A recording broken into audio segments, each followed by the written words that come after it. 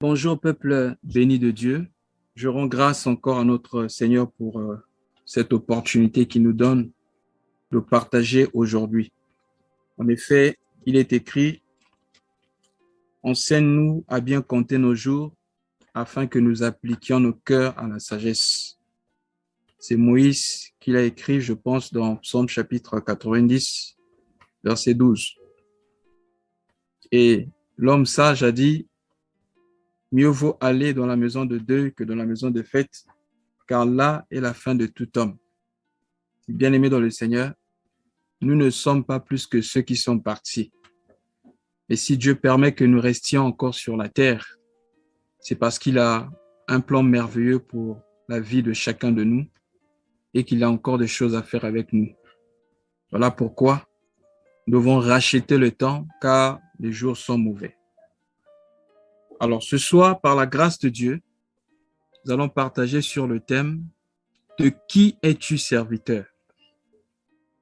De qui es-tu serviteur? Alors, nous allons parler du service et principalement le service de Dieu. Donc, chacun de nous répondra en fonction de son entendement, de la compréhension de la parole. De qui es-tu serviteur? À la fin du message, certainement, nous saurons si nous servons Dieu ou si nous ne le servons pas. Alors, rapidement, nous allons prendre nos Bibles dans Exode chapitre 3, au verset 11. Donc, je vais lire du verset 11 au verset 12. La Bible dit ceci. Moïse dit à Dieu, « Qui suis-je pour aller vers Pharaon et pour faire sortir d'Égypte les enfants d'Israël? » Dieu dit, « Je serai avec toi, et ceci sera pour toi le signe, que c'est moi qui t'envoie.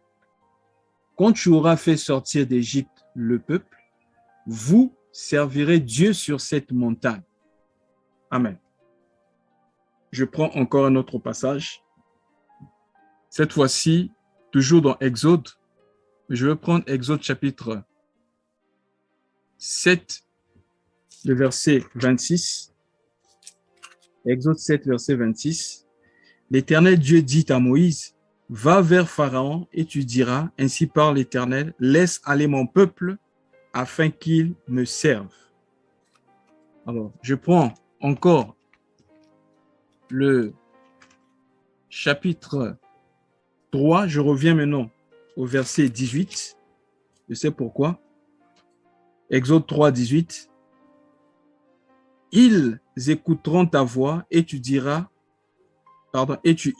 toi et les anciens d'Israël, auprès du roi d'Égypte, et vous lui direz, l'Éternel, le Dieu des Hébreux, nous a apparu. Permets-nous de faire 3 jours de marche dans le désert pour offrir les sacrifices à l'Éternel, notre Dieu. Alors, servir, c'est généralement nous prenons le mot servir comme le fait d'être chargé de faire quelque chose pour le bien de quelqu'un ou pour le bien, par exemple, d'une organisation. Servir quelqu'un, c'est être employé par la personne et offrir ses services ou son travail à ce dernier. Et en Israël, il y avait des esclaves et il y avait aussi des serviteurs. Les esclaves avaient été achetés, donc ils étaient livrés, ils étaient à la merci de leur maître et leur maître faisait tout ce qu'il voulait sans que ces derniers puissent avoir un salaire. Mais les serviteurs avaient des salaires qu'ils recevaient. Mais lorsque nous parlons de servir dans le domaine spirituel, très souvent, nous avons eu cette mauvaise pensée, cette mauvaise façon de penser. Lorsqu'on parle de servir Dieu, automatiquement, nous pensons directement à faire quelque chose. Nous allons comprendre ici par la parole de Dieu qu'en effet, tout homme sur la terre est un serviteur. Nous sommes soit serviteurs de Dieu ou soit nous servons Satan. Même lorsque nous ne sommes pas actifs, bien-aimés dans le Seigneur, nous allons comprendre que nous sommes forcément en train de servir. Mais ici, il est question des Hébreux. Les Hébreux étaient en service, mais comme des esclaves en Égypte. Alors, la Bible dit que l'Éternel se souvint de son alliance avec Abraham. Il a vu comment son peuple souffrait. Il dit maintenant, il est temps d'arrêter de servir en Égypte pour venir me servir. Oh bien-aimé, j'aime ça. La mission que Dieu donna à Moïse ici est bien claire. Il dit, voici le signe qui montre que c'est moi qui t'envoie. Quand tu feras sortir le peuple de l'Égypte, vous me servirez sur cette montagne. Donc, on reconnaît ceux qui sont sortis réellement de l'Égypte par le fait qu'on soit sur la montagne en train de servir Dieu. C'est là que nous comprenons que servir Dieu ou être serviteur de Dieu ne signifie pas être prédicateur. Car très souvent, de nos jours, lorsqu'on parle de serviteur de Dieu, on fait souvent la différence, on dit, lui c'est un serviteur de Dieu, ça veut dire que lui c'est un prédicateur. Souvent, on a mal interprété la prophétie de Joël, quand la Bible dit, je répandrai mon esprit sur toute chair. La Bible dit, et sur mes serviteurs et mes servantes. C'est là que les gens prennent pour dire que et mes serviteurs et mes servantes, ça veut dire que et des prédicateurs et des prédicatrices. Mais lorsqu'on parle de servir dans la Bible, frère, ça n'a rien à voir d'abord avec les actions, mais d'abord, cela parle d'abord de notre être, de notre relation avec Dieu. Si dans l'ancienne alliance, l'esprit se déposait sur 3 types de personnes, parce que dans l'ancienne alliance, il y avait 3 sortes d'onction. L'onction était sur le sacrificateur qui était là dans le temple, qui s'occupait du sacerdoce.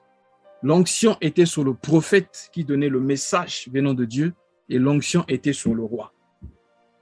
Mais dans cette dispensation, la Bible dit, il répand son esprit sur toute chair. C'est-à-dire, si dans l'ancienne alliance, seul le souverain sacrificateur avait l'accès au lieu très saint, le jour du grand pardon, sous la nouvelle alliance, quand Jésus a dit tout est accompli, le voile s'est déchiré. Maintenant, nous pouvons tous aller dans la présence de Dieu. Car il a dit, dans le livre d'Apocalypse, chapitre 5, pour lire du verset 8, 9 jusqu'à 10 là-bas, on dit qu'il a fait de nous tous un royaume de sacrificateurs. Ça veut dire quoi? Tout celui qui reçoit le Seigneur dans sa vie est un serviteur de Dieu. Et comme je disais, je réponds, le serviteur n'est pas le prédicateur. Parce que servir Dieu n'a d'abord rien à voir avec l'œuvre que nous faisons, mais servir Dieu servir Dieu est d'abord lié à notre position par rapport à Dieu. Je répète ici, les enfants d'Israël en Égypte étaient sous le contrôle de Pharaon. Ils étaient en train de servir. Ils servaient Pharaon de l'esclavage. Ils servaient. Mais Dieu dit non, il est temps que vous puissiez arrêter de servir Pharaon. Il faut sortir pour aller maintenant me servir. Pourquoi j'ai préféré qu'on lise les 2 passages? Dans Exode chapitre 3, le verset 12 à 11 que nous venons de lire, on dit que ce peuple me servira sur la montagne. Mais au verset 18, on dit, ils feront 3 jours de marche et alors, ils vont offrir des sacrifices à Dieu ou sur la montagne. Donc, en effet, servir Dieu, c'est d'abord, bien aimé, le sacrifice. Et c'est ça qu'on appelle adoration. Jésus, devant la femme samaritaine, a dit, en effet, l'heure vient où ça ne sera ni sur cette montagne, c'est-à-dire la montagne où les Samaritains faisaient des sacrifices, ni là-bas à Jérusalem dans le temple, car le Père cherche les vrais adorateurs. Lesquels? Ceux qui l'adorent en esprit et en vérité. Et le mot adoration apparaît pour la première fois dans la Bible, dans Genèse chapitre 22, le verset 5. Quand Abraham était en train d'aller offrir Isaac en sacrifice sur la montagne que Dieu avait révélée, il dit à ses deux serviteurs de rester avec l'âne. Il dit, moi et l'enfant, nous partirons là-bas pour adorer et ensuite nous reviendrons. Et nous comprenons par là que l'adoration, c'est là le service que Dieu attend. Et l'adoration, ce n'est pas une chanson douce, mais l'adoration, c'est bien aimé dans le Seigneur, le sacrifice. Et c'est ça que Dieu considère comme un culte. Prenons rapidement, pour mieux comprendre, Romains chapitre 12. Romains chapitre 12, nous allons voir ici ce que c'est le service. Et souvent, on dit non, je suis parti au culte, je suis parti au service, je suis de service aujourd'hui. Ok, c'est bien. On peut prendre ça comme ça, mais est-ce que réellement nous servons Dieu? Et à quel moment le service de Dieu commence? Parce que frère, pour que Dieu donne le service à Adam, il a fallu que Dieu forme d'abord Adam.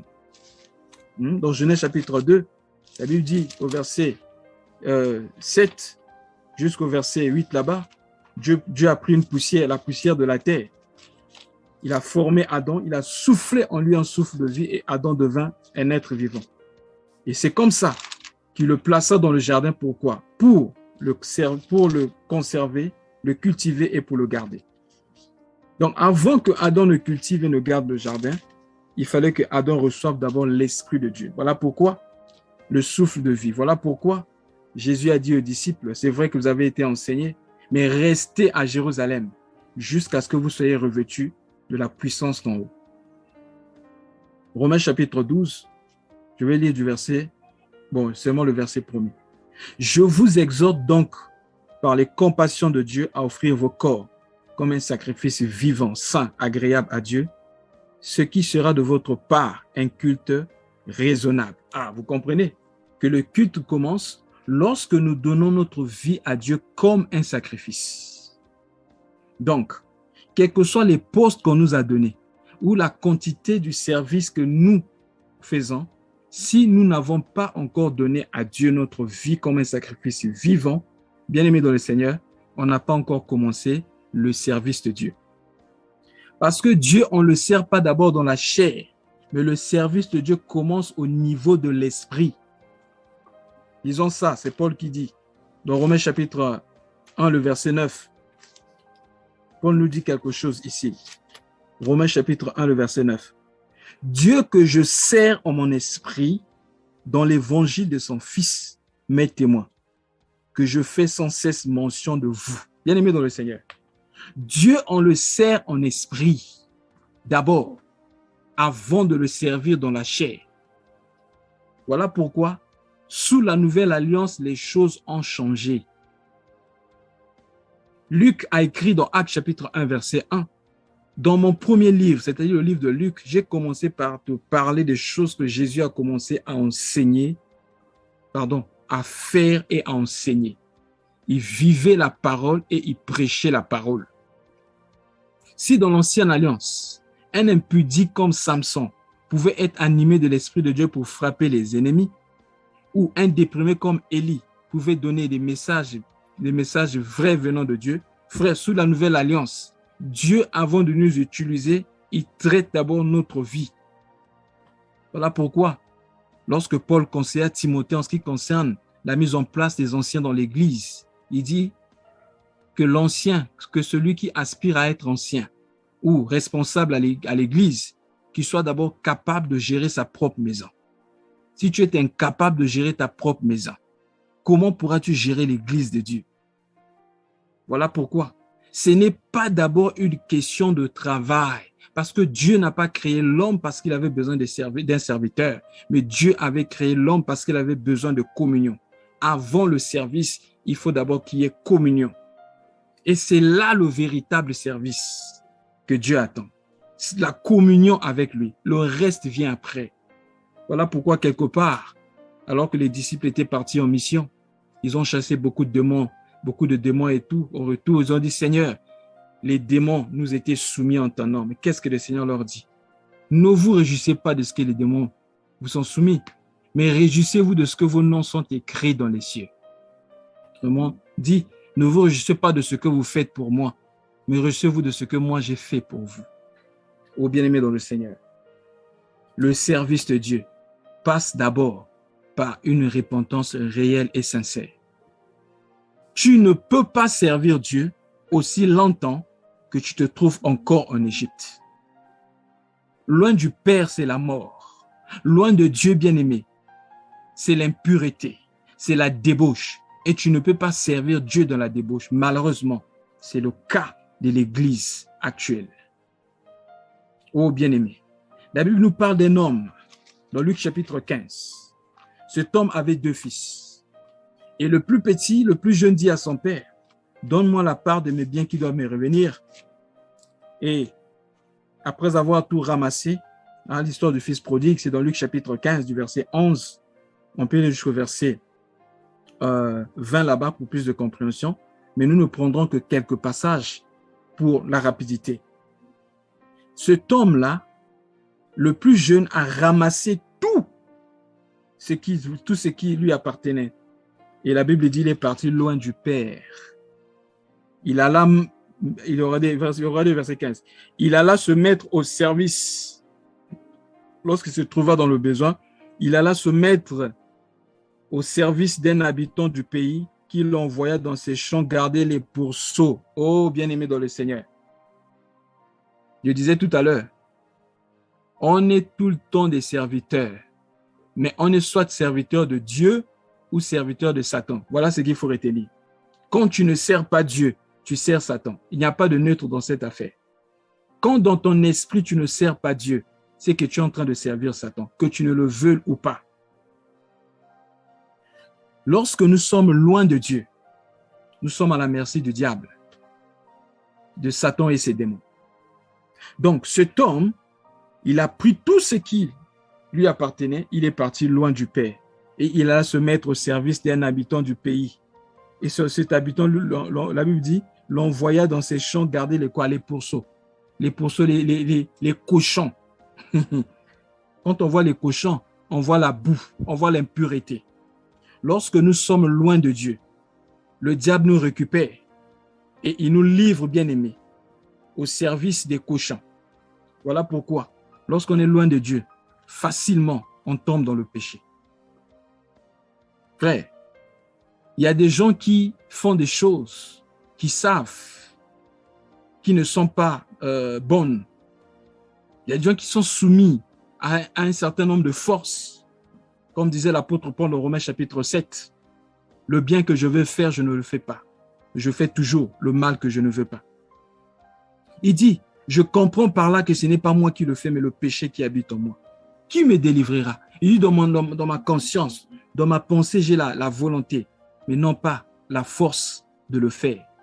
Parce qu'il y a une autre force qui combat la loi de mon entendement. Frère, c'est une réalité. Quand quelqu'un est addict à un certain nombre de choses, comprenez que cette personne-là est en service. Même si elle ne sait pas, elle est en service. En service de qui? De cet homme présenté ici, qui envoie toujours les gens travailler dans les pourceaux, qui envoie toujours les gens travailler dans la débauche. Loin de Dieu, on ne pourra pas surmonter la cigarette, l'immoralité sexuelle. Loin de Dieu, on ne pourra pas surmonter l'adultère, la drogue, la masturbation, toutes ces choses. Bien aimé, quand bien aimé les gens sont soumis à ces choses en réalité, ils sont en service. Ils sont en service. Qui les a embauchés, c'est Satan. Et ils sont poussés par les démons qui leur communiquent des pensées. Faites ceci, faites ceci. Mais eux, ils ne savent pas. Pourquoi? Parce qu'il y a ce qu'on appelle la puissance de l'air, l'esprit qui agit maintenant. Lisons un peu ça, frère. Peut-être que tu vas te dire que est-ce que ce qu'il dit là, c'est vrai? Mais c'est là dans la Bible. Lisons un peu Éphésiens chapitre 2, ce que l'apôtre Paul dit à ce sujet. Éphésiens chapitre 2. L'apôtre Paul parle des gens qui sont morts, mais spirituellement. Il dit ceci. Éphésiens chapitre 2, je vais prendre du verset 1er jusqu'au verset 3.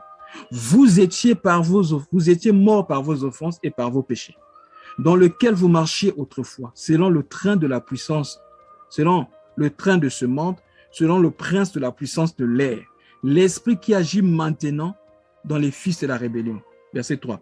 Nous tous, nous étions de leur nombre et nous vivions autrefois selon les convoitises de notre chair, accomplissant les volontés de la chair et de nos pensées, et nous étions par nature des enfants de la colère comme les autres. Vous voyez, frère? Donc, c'est une réalité. Lorsque nous recevons le Seigneur, il y a un transfert spirituel qui se fait. Selon Colossiens chapitre 1, le verset 13, verset 12 à 13, la Bible dit « Rendons grâce à Dieu qui nous a rendu d'avoir part à l'héritage des saints dans la lumière. » Verset 13, « Qui nous a délivrés de la puissance de l'air et nous a transportés dans le royaume du Fils de son amour, en qui nous avons la rédemption et la rémission de péché. » Donc, physiquement, nous sommes les mêmes personnes, mais spirituellement, il y a un déplacement. Nous quittons le service de Satan, nous rentrons dans le service de Dieu. Et bien aimé, le meilleur service, c'est auprès de Dieu. Comment? En livrant nos membres à Dieu comme des sacrifices. Lisons encore un autre passage. L'apôtre Paul a beaucoup parlé de ça, surtout dans Romains. Dans Romains chapitre 6, du verset 12 au verset 13. Qu'est-ce que l'apôtre Paul dit?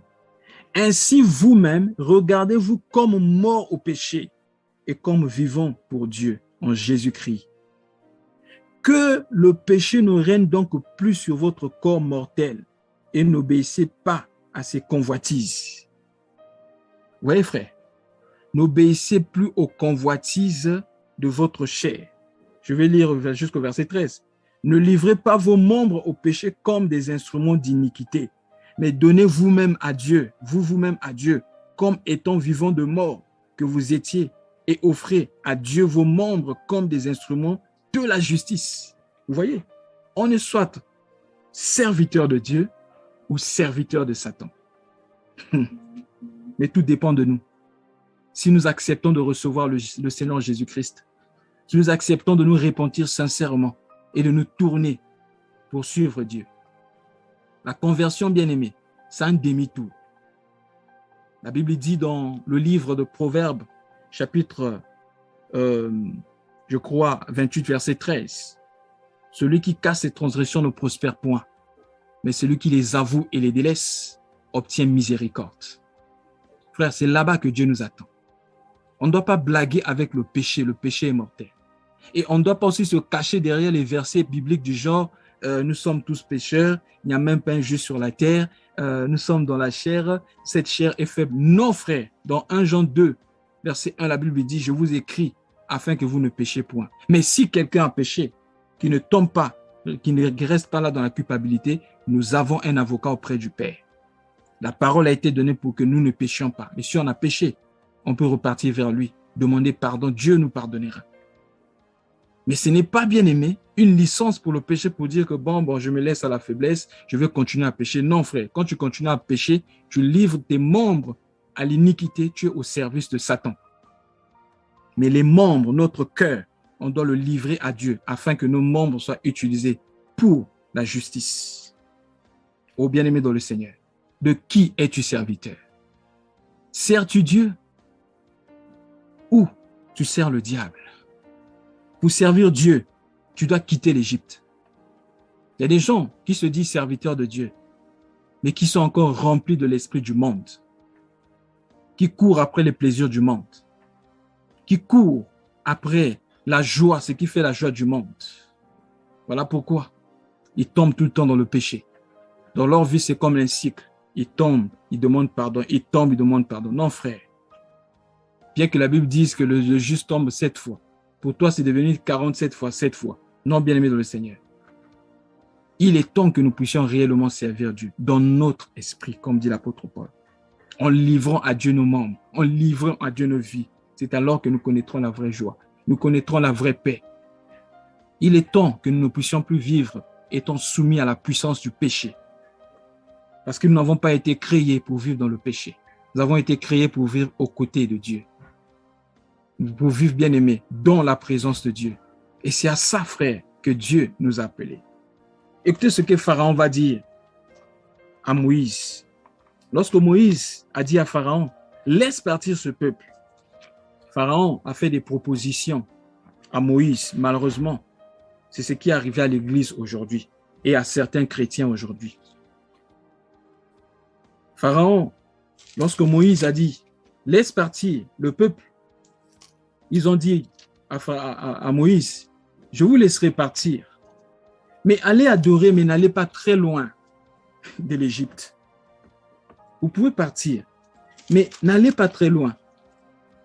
Allez-y, mais pas très loin de l'Égypte. Qu'est-ce que Moïse a dit? Il dit jamais.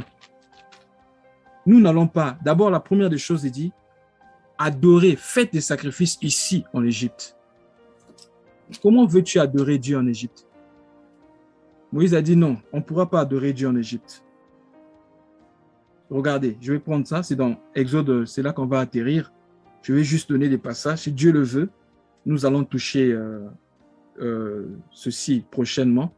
Ou si vous voulez, on pourra vous envoyer le message intitulé « Les 4 propositions de Satan à ne pas accepter ».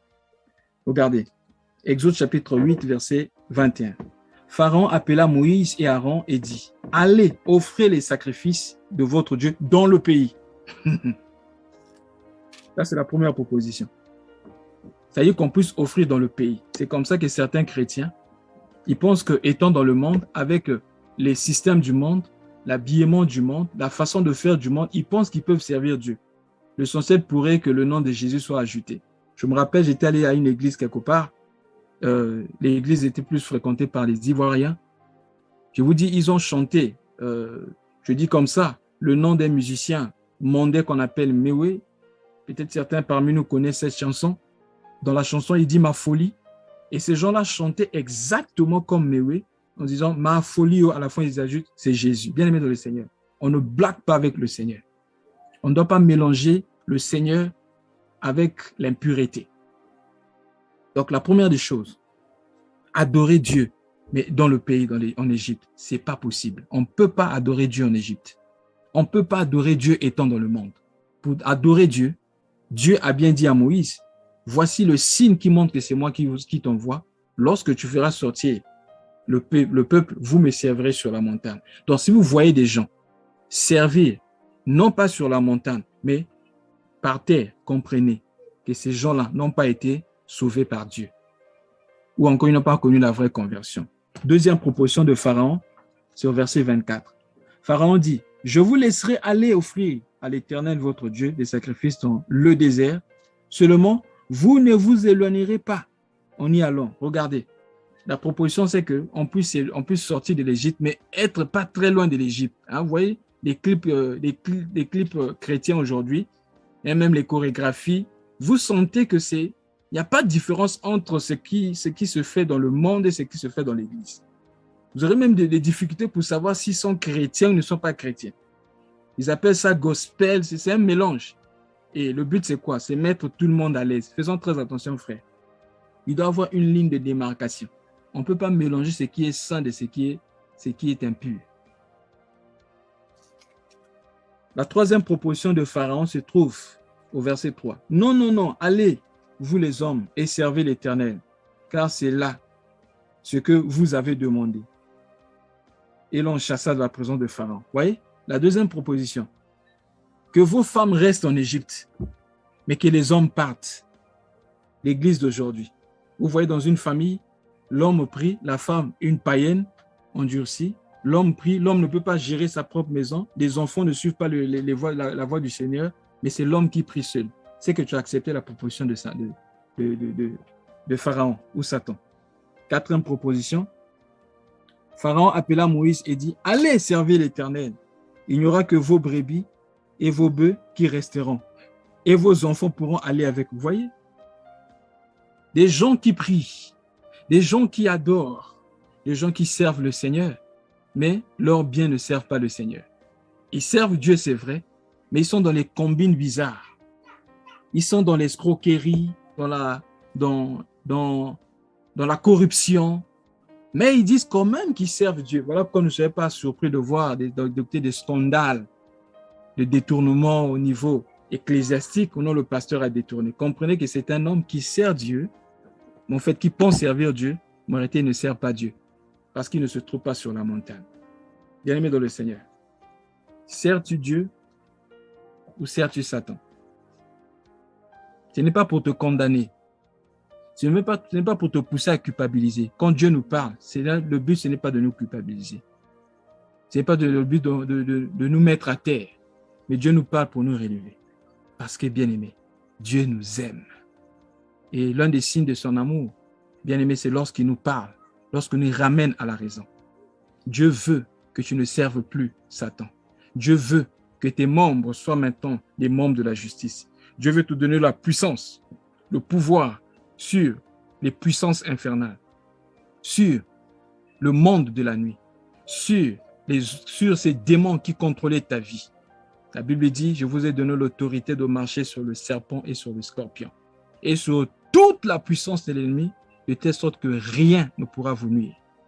Seigneur, je prie pour mon frère et ma sœur, celui qui était addict à la drogue, celui qui était obsédé sexuel, celui qui n'arrivait pas à laisser la cigarette, celui qui était sous la puissance des démons, tout celui qui était contrôlé par des esprits de mari ou femme de nuit, ces esprits méchants qui les tourmentaient au point de ne pas bien dormir.